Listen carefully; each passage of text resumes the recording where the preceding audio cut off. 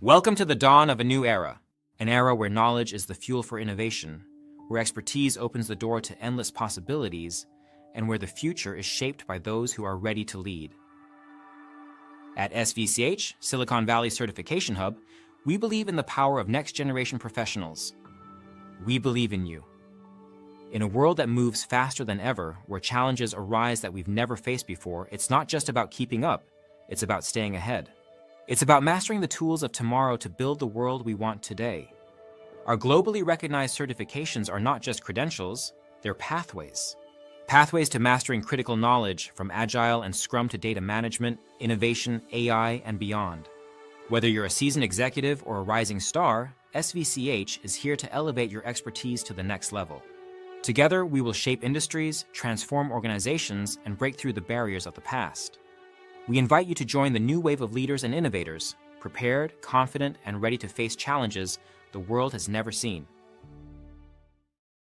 Welcome to SVCH Talks, where innovation meets inspiration, and every conversation sparks transformation.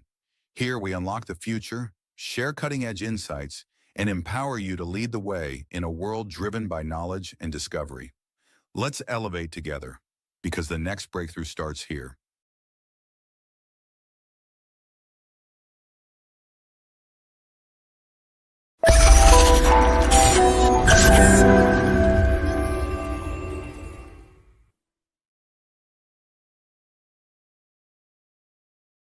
Hi, everybody. Sorry about the last seconds. It's not correct. The speakers. So ignore just that because now what? Surprise. Yes, exactly. Like this is like the actual surprise that both speakers are completely different. That was, by the way, with another conference with Daniel. I'm talking about AI for and youth, like for young people, like for universities. And now we are changing topic. And speaker, we have the great, the amazing Dr. Umair Usman. He's assistant professor of marketing at Florida International University, and he has amazing papers about marketing, about artificial intelligence, about humanity that I'm obsessed. I really like the topics that you talk, that you write, that you research, that you analyzed. And today you are here to talk about one really sexy topic. So tell us a little bit more, like just an overview of the skilling, upskilling, and the emerging addictions in the Gen AI age. Right. Thank you, Alejandro, for having me and for giving me this platform to share some great research that I was able to do with my great team of co-authors. Uh, their names are not on the slide, but definitely on the paper. So, I mean, without them, this would not have been possible. So, starting with Dr. Tewu Kim at University of Technology in Sydney, Dr. Aaron Garvey at University of Tennessee, Knoxville, and Dr. Adam Duacek at University of Illinois in Chicago. Great people to work with and definitely great scholars. So if you all are interested, just Google Scholar them and find out about their amazing research that they're doing. So today's topic is called descaling, upscaling, and addictions in the AI age. The paper basically gives you an overview of where the world is moving from about 3 years ago, where we were talking about people are averse to AI, people hate AI, they want humans, to now where there's like billions of active users a day on all these algorithm LLM platforms, be it ChatGPT, Gemini, Claude, Copilot, you name it, everybody's using it, right? You're using it for your class assignments. I know my students are. So if you're listening, I know what you do, and it's all great, right? I'm not anti AI. I'm just for using it more responsibly. And so we're using it in our classroom, we're using it in our work, we're using it on our research. Last year, I went to this, if you may call it like a boot camp, by the AEF Foundation to New York, where we visited headquarters of different companies and we saw how they're using AI for their advertising. And some of the work is remarkable. I don't know if you know of the company WPP, which is basically the parent company of Young and Rubicam. Uh, their algorithm is amazing. Like within a matter of minutes, we saw that with a brief command, they could create a social media post schedule with content and videos and images with just like one command, and it could schedule your stuff for the entire summer break given a research sorry social media objective that you have. And it's amazing how that comes into play. So we're all using it. The question is, how do we protect ourselves from becoming de-skilled, outdated, or replaceable? And at the same time, be wary of the different pitfalls that might come about. Okay, perfect. Nice, nice. And before starting with the results, the framework, like how did you start with this idea to analyze it? Like, or to talk, to align with your the other researchers, Mhm. professors, like this is like the topic, like to and let's learn more and analyze So it. often, like there's many different camps of research, and many people subscribe to many or just one camp of research. There's like the old school thought that you need to have a theory, you need to go read 10,000 papers on a topic and come back and have a theory, have something predefined, and then you go in the field and test it out and see if it sticks. But oftentimes, especially in marketing, we experience this, that we as consumers go through many different things in our lives. And so when we are researchers as well, we experience something, we're like, huh, why did I do that? And it sparks like an interest in that topic. So when we, were working on our other AI papers, and we were talking about algorithm aversion and people don't like it when it does this and that, we started seeing a shift where we're like, wait a minute, it's not really true. People are using AI. Uh, Robots are, being seen here and there in different capacities. People are more open to using kiosks. You go to a Walmart. I mean, I think there's only like one or two employee-run checkout counters, and all of them is being converted into self-checkouts. People are still checking out, they're still going to Walmart. So what is that? Like, we are not averse to technology necessarily. There is definitely an initial pushback to change, right? And so that is exactly what happened with this project. As we were working on something else, we realized that it's not really true that people are averse to AI necessarily, but we started brainstorming on the different implications it might have on the users of AI and how it can benefit them. At the same time, it can undermine some of their existing skills and make them addicted to its usage, really. And I'll give you some anecdotes from, in fact, like 2 days ago, that are really interesting, and tie very, very well into this research. What? Like a anecdote, a story that I met someone, and they're working with AI, and I realized whatever they were saying was exactly what we wrote in our paper. Ah, okay. Yeah. Really interesting. So maybe he or she read your paper. No, no, I actually pulled my phone out. Like I pulled up the paper on my phone and I showed it to them. Like, what you're saying is exactly what. So I'll jump a little bit ahead. So this person that I met is running his own autonomous AI agents and running his own marketing. So he's got a software. He's got a bunch of AI agents that he's using for social media, for tracking all his posts, for making posts, and so on. Right. So he's making money out of that. And in our conversation, while we were talking about a bunch of different things, he goes like, you know, I feel like I'm using it too much. Like, even for things that I shouldn't be using an AI for or ChatGPT for, I'm still using it for it. And I fear, like, I feel lazy and I don't feel good about it, but at the same time I'm kind of afraid what it might do to me. And that's where our paper comes in, right? Like, one of the quadrants or types of outcomes that we talk about is exactly that. And so it was interesting that someone who's working with autonomous agents every day, unlike me, is saying the same thing that we said in our paper. So it's kind of like proof of our concept, our theory, being seen in the real world. Again, the sample sizes of just one will need to be more people. But if you think about it from other perspectives, imagine like Google Maps, right? The Google effect. So I know my dad, I come from a very densely populated city in the world. I think it's the third most densely populated city in the world. My dad can still go to different corners of the city without a map. You ask him the name of the area where he needs to go and find something, he will be there without Google Maps, right?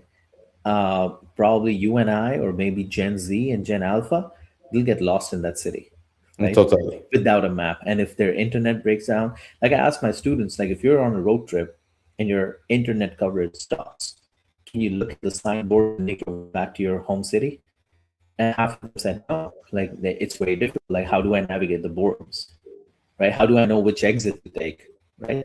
So that's where we are with the AI. Like we're so dependent on it that eventually we will not be able to do things without it, even if it's very like trivial in nature. Okay.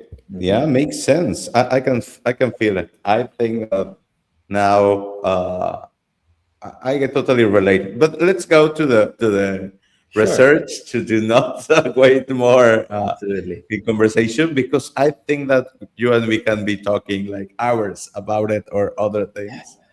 Yeah. And it's an Uh, interesting chat to have, but again, we can talk more and more and more. So we need to contain ourselves definitely. and by the way, to all the audience, like this is live, so feel free to ask questions in the chat. It is in YouTube, in LinkedIn, on Instagram, and on the way, like Umer can answer, or we can discuss it here. So let's go. Do you want that I present? Yes, sure. Yeah, I'll share a PowerPoint. Not Sure. sure if Yeah. I'll go over all the points, but definitely something to look at. Perfect. All right, so that's the title of our paper. It recently got published in the Consumer Psychology Review. Thank you for the reviewers, for the editors for inviting that piece. I think it was an important, timely idea that we proposed, and they accepted. So we're very grateful for them to give us this opportunity. In like I said, in this paper, we kind of started off with the study of the change from algorithm aversion to AI dependence, and we look at that whole spectrum and how it evolved. Um, me, so think about like I said initially, we're not anti AI, right? But think about like tasks that you do now, and how many of those tasks are you active like you do on any generative AI platform, right? How many of those tasks you do with just a single prompt and you take the output as is, or you push back, right? How many times does that happen, Alejandro? Do you know? Do you push back a lot? Yes, I think that I push back a lot. What are there specific themes or topics on which you push back versus you're like, yeah, sure, whatever? I think that most of them from personal things, Mm-hmm. like, oh, think about this now. Like, did you take this into consideration? To more like writing things, like more things that I'll use for work. Mm-hmm. Um, I think that I always look kind of a review or that they iterate. Right. So that's definitely one of the things a lot of us do, especially for our work. When we look at it, when things are very consequential in nature, we look at the output and we use generative AI. That's all great, but we look at it and we like, oh, that doesn't make sense, or how can I make it better? It shouldn't look like it's coming from an AI. In fact, like on a side note, a lot of people now are using the use of AI as an insult. If you must have seen like some political debates or news channels or whatever conversation, if somebody says something that seems dumb to another person, they say, "Oh, did you ask ChatGPT that?" And so a lot of like it's counterintuitive, right? Like artificial intelligence is supposed to be this epitome of knowledge and information and all that, but people are using it as an insult to get back at someone else they disagree with. And so why that happens is a lot of times people just use AI and don't think about it. So they're offloading their thinking capacities to not just the task, but also the thinking capacities to these AI. An example from my classroom is that I recently had an assignment. I think I got 33 or 34 submissions. And out of those, I think 28 said the same thing, right? Even though that was not part of the prompt, that was not explicitly mentioned in class that this is something that you need to focus on. So, to give you a little bit context, groups initially picked a website and they kind of acted as digital brand managers and said, this is what our website is. We think it's great, and we need money to do something else and improve our click through rate or our sales and conversions. And so that is why, it was kind of like a memo to the CEO, like, hey, we need more money for upgrading our website. I took that, sent it to another group in the same class, anonymized, and that group was to act as a consultant. Like, okay, read this memo, see if you agree with what the group's saying, and also suggest changes. 28 of this said came back and said the original brand manager never looked at mobile responsiveness of the website, and that's really important in this day and age, regardless of what website it was. It was Nike. I mean, Nike's website is mobile responsive, I assume. They're doing that, but because ChatGPT was not given the prompt in that sense, they just copy pasted the output, submitted as an assignment. And I'm reading there, I'm like, oh, so I got 28 similar responses with the uh, same problem identified across all websites. That's amazing, right? So Mhm. that's just one way of telling you that there are two kinds of people: some that are completely offloading everything, and then there are others who push back. And so that's where this paper comes into play. So why these cognitive delegation question matters? Well, first, we're facing a fundamental cognitive shift, right? People are sometimes entirely delegating. They're delegating the reasoning part, they're delegating the synthesis part, and they're not doing those tasks themselves. And what that might do is that it can lead to skill development or skill atrophy. And that is something important that we need to consider, especially in academia. We're considering that a lot. So, a lot of faculty these days are pushing for teaching AI tools to our students. But at the same time, there are many who are concerned that this will just erode some of the key skills that people might have, especially the thinking skills, right? Um, so, let's go into the historical perspective, right? So, initially, like I mentioned, we learned that people are averse to AI. Some of the seminal papers that came out in marketing, one of them is titled Resistance to Medical AI. It's been cited thousands of times. It's like one of the first few papers in the top journal that kind of started the conversation on whether people are more willing to accept AI versus human, right? And we learned that, early AI was kind of glitchy. It didn't do things. It sounded robotic. It sounded ingenuine. People still preferred human to human interactions. And then slowly, as the AI kind of improved, they were like, okay, it's still a machine. Maybe I'll use it for objective tasks, but for subjective things like movie recommendations or planning a date night, I will still use like a human recommendation. Okay, so that's where it came. I talked to you last year about a paper I did on ingratiation, and that was a publication from 2024, maybe 25, I think 2024, where we talked about how AI ingratiation, which is like flattery and it's saying nice things about you, makes you feel that it's more accurate and makes you more likely to accept the recommendations it makes. And last year, ChatGPT came out with ChatGPT 4.0, and they said, oh, consumers are complaining that it's too flattering, right? So we are seeing those things happen in real world as well. So people were averse to those kind of behaviors from AI. There was also these transparency issues where people don't know how the AI works and they think it's a black box, some kind of magic. And so there is research and marketing too that says unless you see through how a process is completed, it's less likely for you to trust it or accept it. So people were also pushing back on AI because they didn't know what makes the AI determine something. And honestly, you can change the algorithm a little bit and give it a completely different result, right? So there was research coming out in organizational behavior where they found that people are skeptical of performance evaluations done by AI. Now, the shift is what we talk about in this paper primarily. We have another paper uh, that came out in 2023 in Foundations and Trends in Marketing, which hinted on these aspects a little bit. But what's happening now is that we have these human-like interactions. So all that glitchiness is kind of gone. The conversation you have with the AI now, be it your Siris and Alexas or your GPTs, they're very fluent in the conversation.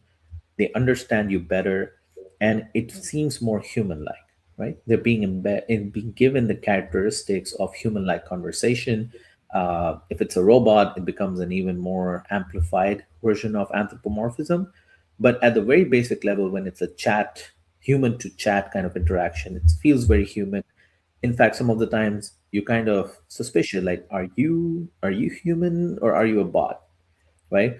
And I kid you not, I was a couple years ago, being a researcher, like I always have that skepticism in my mind. So I was chatting on the Xfinity app with someone to fix my internet. And mid conversation, I asked this person, "Are you a bot?" And they said, "Why would you say that? I'm a human. Like this is my name and da da da."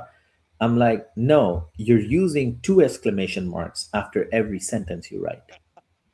Right? And so, being a researcher, I know that there are some language characteristics that AI tries to replicate or mimic to be like a human.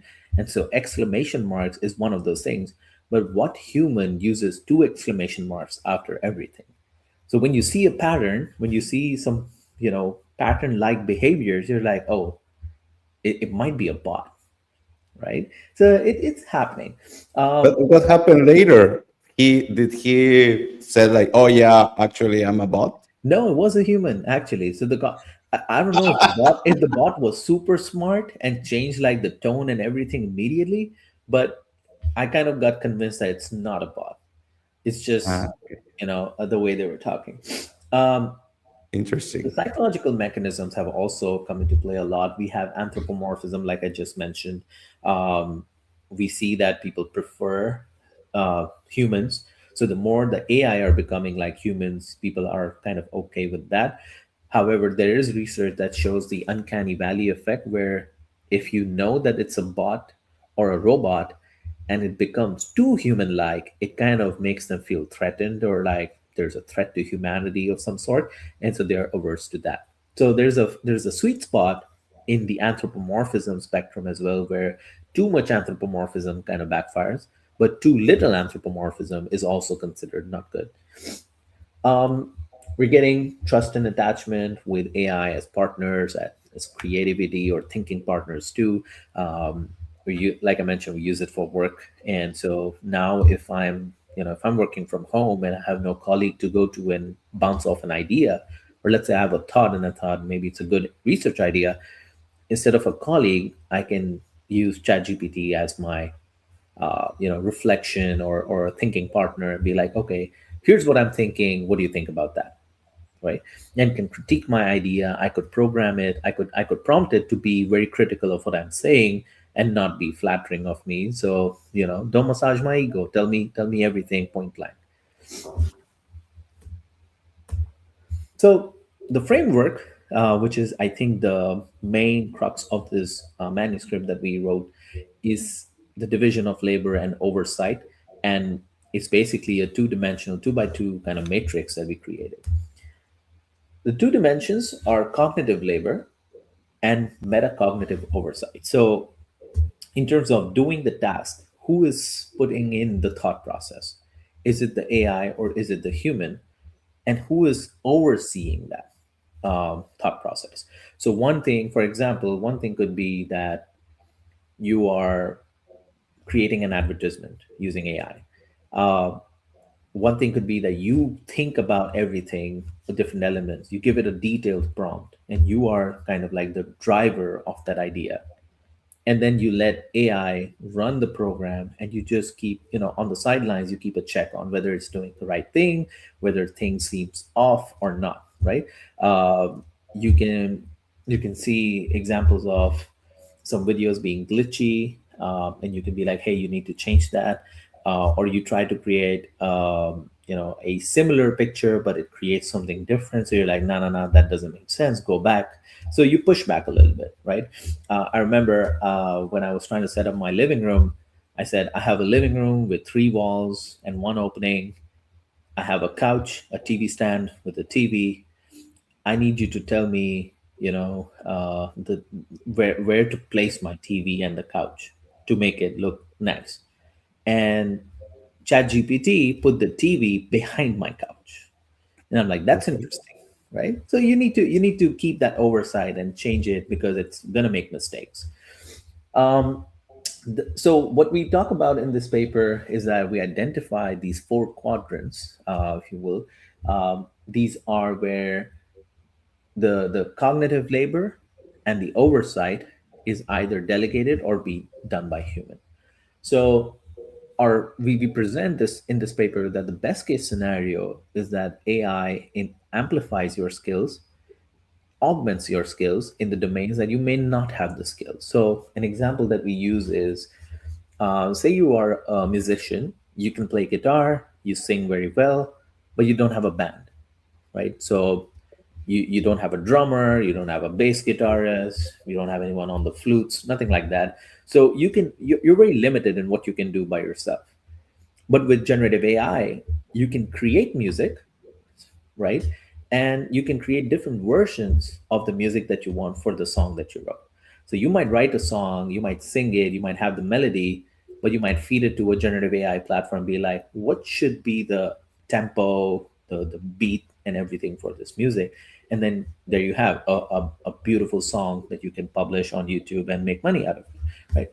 So you could, in the same process, also learn about different things, which is beats and tempo and different instruments that you can use, right?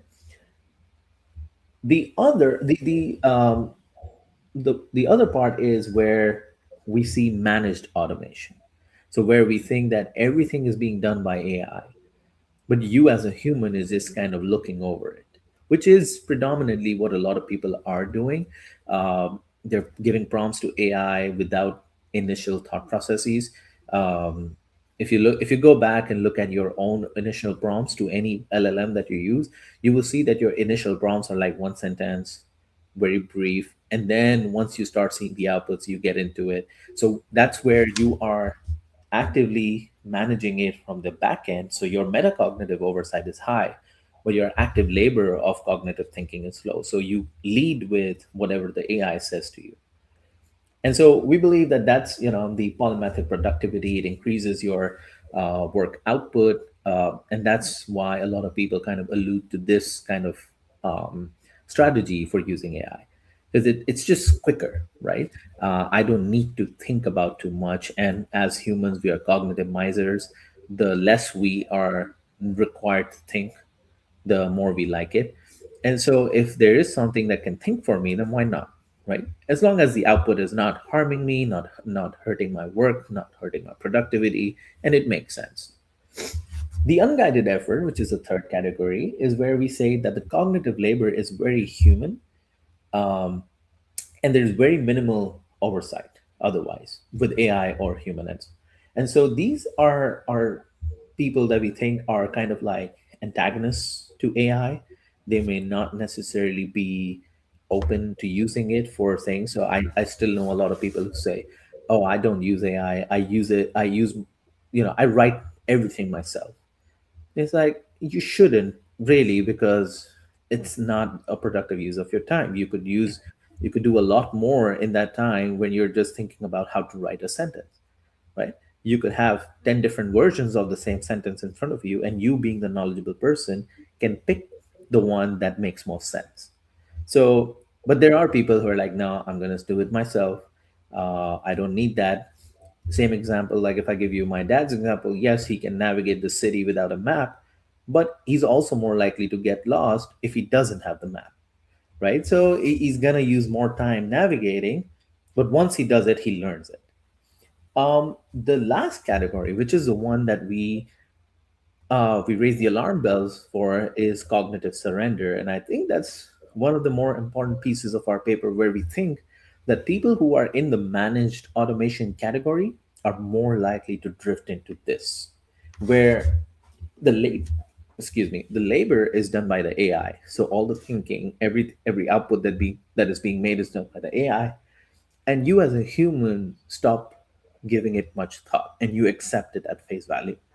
So the example of my students submitting something very similar to one another, and it's important. It's interesting because every first class I tell them, like, hey, you can use AI, but use your brains, because the AI will give you similar responses. Okay, and we do an exercise in class where they actually see that happen, where they give a similar prompt and everybody gets a similar response, but they don't realize that it happens with the assignment instructions as well. So if you copy paste an assignment instruction, it's going to give you the same answer, and it doesn't matter which LLM you use. You can switch platforms. You can take one assignment instruction, put it on Gemini, and then put it on Claude. The responses are going to be very similar. So it's, yes, it creates new answers, but it's very similar and it's easy to detect. So in our paper, we kind of allude to this side where we say that yes, AI can augment your skills if used in the right way, where you do active oversight, you kind of put yourself through that pain of learning something new through AI, but it's actually more likely to make people drift into the cognitive surrender category and make people more addicted to it. So the example of I gave of the professional who's working with autonomous agents, he kind of suggested that I'm using it for things I don't even need to use it for. Now, that's all great in terms of work and academia. Our paper goes one step further, and we talk about its implications in our social interactions, because we're not only using it for work and academic work, we are using it for our social life as well. So, you're creating a profile on Tinder. You can go to riz.com and you can have that platform make a profile for you given the input that you provide to it, right?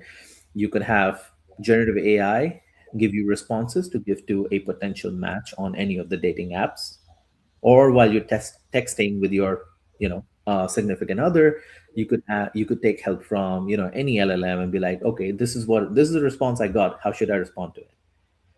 But what it will do is that what we suggest, it's going to deteriorate your social skills as well, so much so that you may not even know how to talk to someone in a social setting. So, and another part of it is like the acceptability of the use of AI in those settings.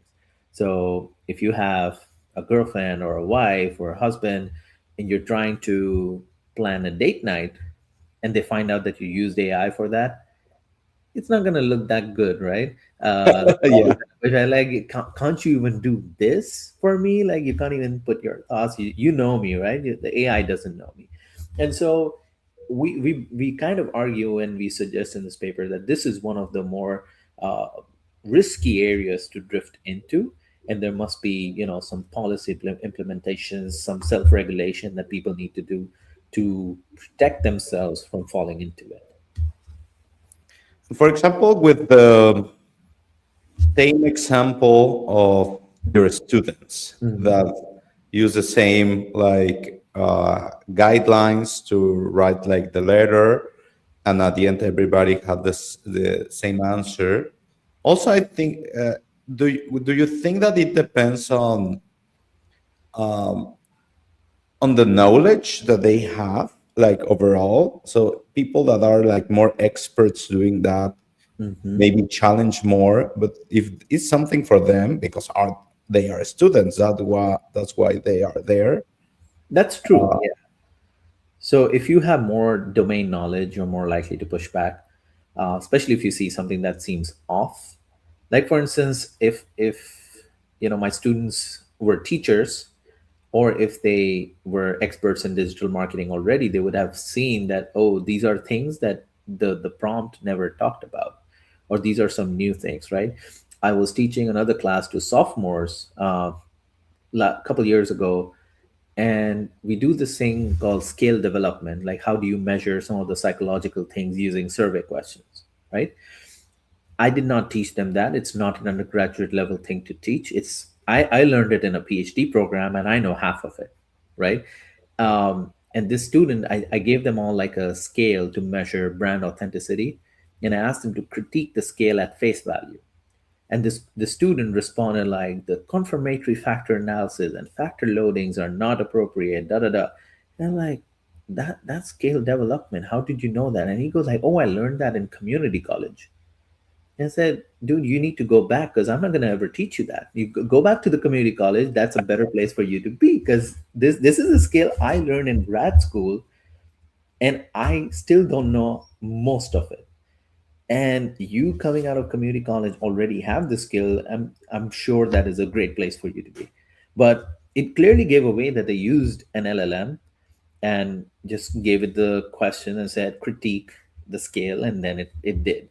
So you have to have the domain knowledge to understand where you're at, to be able to push back or iterate the outcome to a better solution. I know LLMs sometimes try to be very creative. One time it said that so I was trying to ask it, like, I have this framework, how do I make a diagram? And it suggested to make a 3D Venn diagram. Now it sounds great, and it's, you think about it, it's like an amazing diagram to have. Unfortunately, on a 2D computer, I can't do that. So it's, Mhm. it's just for you to have that knowledge to be able to push back, to get the right answer, to get the best answer. Totally. Good, good. So some of the risks, I think I've alluded to those already, but um, some of the things that we talked about in this paper specifically is in skill augmentation, which is definitely a positive outcome. Um, we suggest how it can foster skill growth. I gave the example of a music, but we have another example right at the bottom. It says, writers can brainstorm with ideas, but if they have their own narrative, they have their own stories, they can write better stories, right? So if you are a good creative thinker and a writer, you can bounce off your ideas with an AI and do something much better. Same thing with like researchers. Like, we use AI all the time, and a lot of us use it to bounce off ideas, and it kind of flags a bunch of pitfalls or blind spots that we are not seeing. And as researchers, we have a lot of blind spots, right? So once you fixate on an idea, you kind of shut yourself, depending on what kind of researcher you are. I'm an experimentalist, and we kind of like isolate other factors to look at this one thing, how it influences an outcome, right? But there are certain blind spots that you need to incorporate to make sense of the entire framework that you're working with. I think AI, in that sense, helps me look at that and like, oh, you need to consider X, Y, and Z, right? So there are ways where you could improve your skills in many different domains using AI. With the managed automation, we do, like I mentioned, we do suggest that it is a sweet spot to be in, where you're doing just the cognitive oversight. You look at an output, and AI is doing everything on an automated level. So imagine you have a autonomous AI for you doing your groceries every week. Yeah, like you could set it to do it every week or bi-weekly, right? And so just before it places an order, it can say, hey, here's a list I created for your groceries for this week. Looks okay. And you just glance over it and say yes or no. That's amazing. But we suggest that maybe with excessive use of that strategy, you might, slide into the cognitive surrender domain, where you don't even question what the AI is doing, and you just accept it at face value. The unguided effort is kind of our area where we talk about people who are antagonists. They don't want to use AI. And so there is a risk of decaying of skills. Like, these people are probably going to be the one that are less accepted in terms of like skills. So people at work, where you see that, oh, AI is replacing jobs, it's probably going to be these people who are going to be like, no, I'm not going to use AI. And with all these companies looking for efficiency and productivity and reducing cost, it is important to understand that, how these kind of people who are antagonists will um, suffer or benefit. And again, we talked about the cognitive surrender extensively. So this is the area we need to stay away from. We don't need to be in this category. Maybe for some tasks, maybe some other researchers come back and say, hey, for some tasks you don't really need to think, just do it. It doesn't make any sense for you to put your cognitive resources into that process. So one example could be like doing long division. I know when I was in school, I learned how to do long division like manually. So if you want to divide 4,865 by 14, you would, and we didn't have calculators in the classroom, we would have to do it on a paper. And sometimes we would need an extra sheet to run the numbers on the other side. But why do you need to do it now? Like, it doesn't make sense for you to be able to do it. And if you punch the numbers in a calculator, you don't have reasons to believe the number is giving you. So some of the things, maybe it's okay and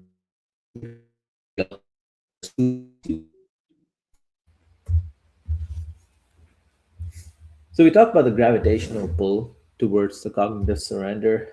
We look at some of the drivers, uh, and we realize that the instant gratification that you get from the use of AI or Gen AI is one of the reasons why people are more likely to delegate stuff to it.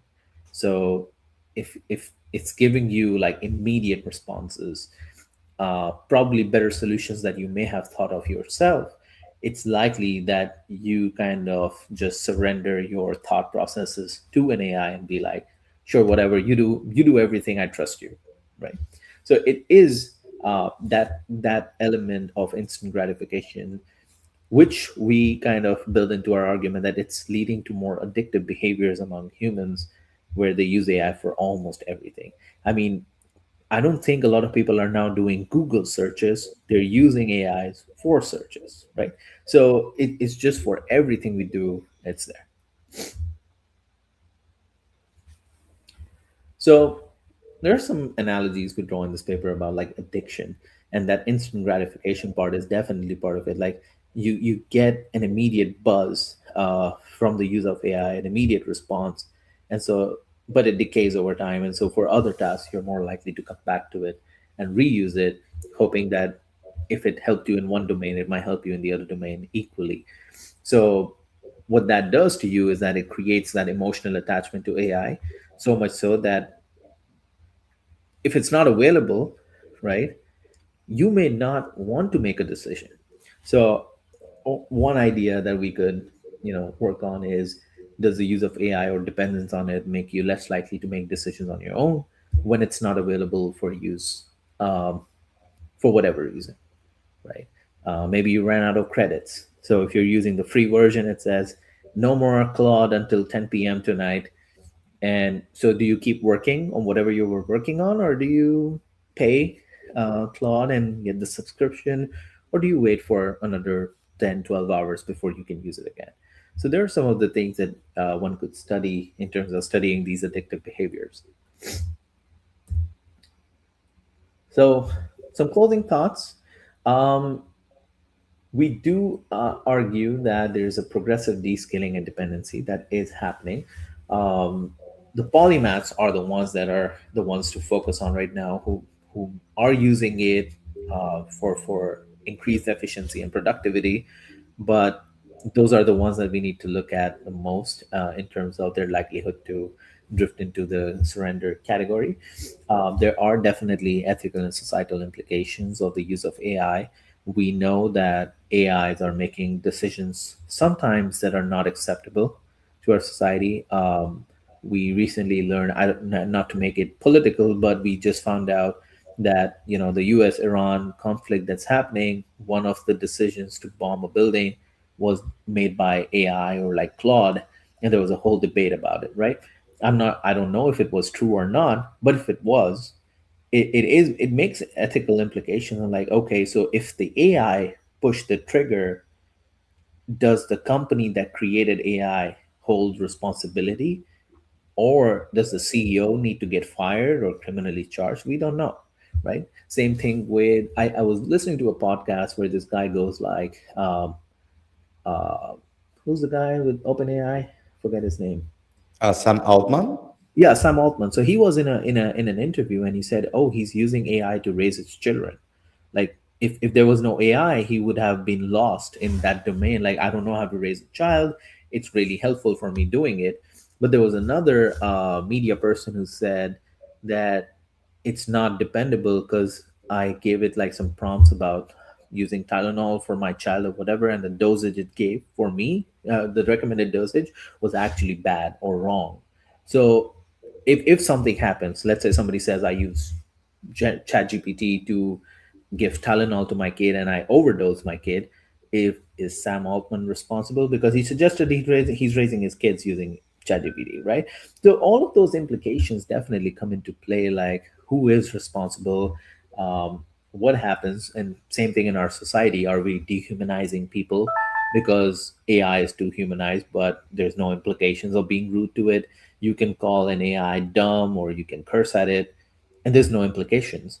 But you do that to a human, there are implications. But are we going to be less are we going to lose our inhibitions in that domain and be like anything goes anywhere, right? So some of the things to consider. So the central takeaway of our paper is that thinking is becoming more optional, and that's something to be worried about. um, it shouldn't be optional, it should be your key thing. And what we argue that no matter what task you use AI for, you encourage it, that's all good. But the central human agency needs to be there. So it should be a human at the end of the day to say yes or no and proceed with something. If something is super automated, uh, it runs the risk of creating wrong outputs or making wrong decisions. And we don't know who the onus of that wrong decision would be on. It's kind of like 5 years ago when I started working on that project with AI ingratiation, we used to make a joke that Skynet is real, Skynet is coming. Don't talk about AI like that.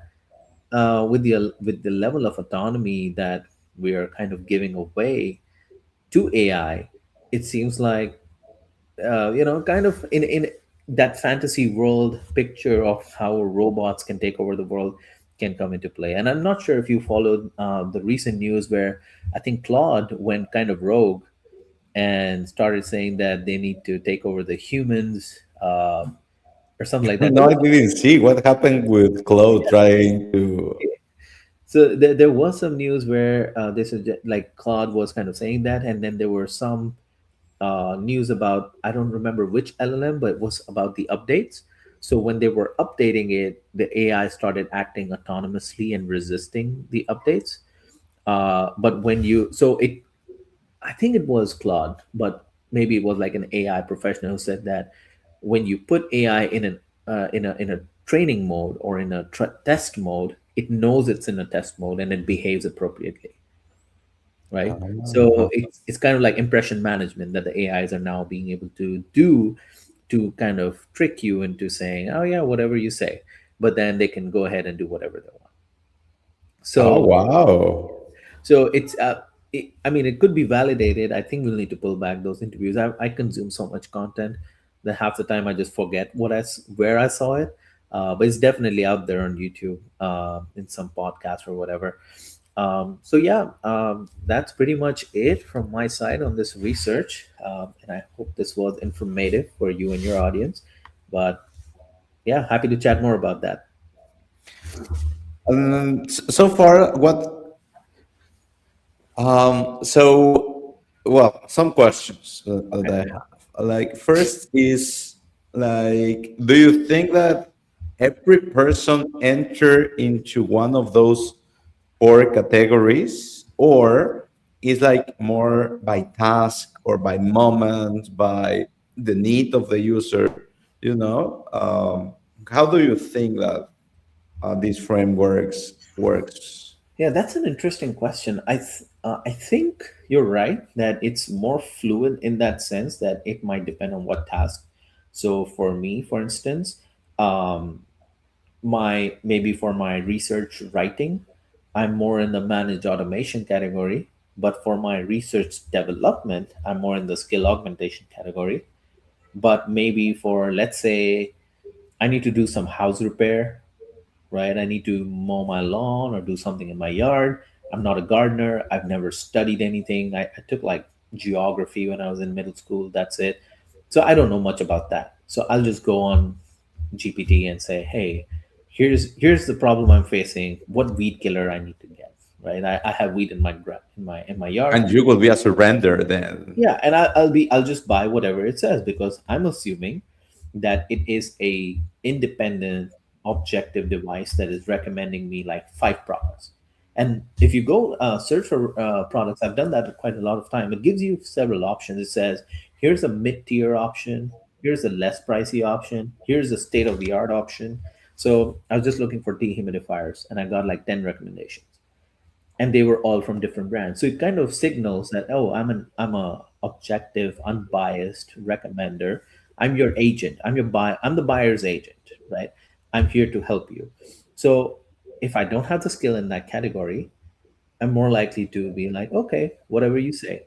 Because for me to go in and look at 10 more brands other than the 10 brands it suggested is going to cost me time and money. And right now everything is about efficiency and productivity.